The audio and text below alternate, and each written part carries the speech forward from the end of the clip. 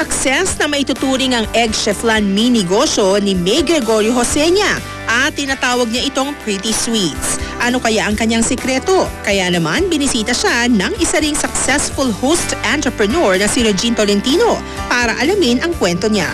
Hi, May! Kamusta ka na? Eto, okay lang. Gumagawa ko ng egg cheflan. Nung nanonood ako ng TV, kita ko yung gelatin. Nilagay nila sa eggshell. So, naisip ko, why not try leche flan? All support naman sa akin si Mr.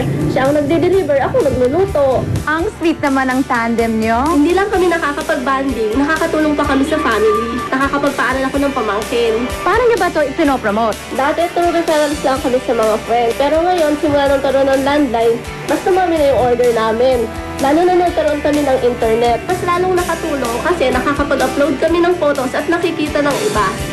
Ako rin sa businesses namin, ang dance studios and boutique. I can't imagine kung wala kaming landline and internet. Kaya nga, I'm so thankful dahil nag-subscribe ako sa PLDT Ka-Asenso Plan 1888 na may kasamang landline at high-speed internet up to 3 Mbps. Malaking bagay ito sa paglago ng minegosyo ko. Nang dahil sa sweet success ng minegosyo ni May, nakapagpatayo na siya ng canteen and sari-sari store na pinagkakabalahan ng kanyang pamilya. O sa mga wais na minegosyante dyan, mag-subscribe na rin kayo sa PLDT Ka-Asenso Plan 1888.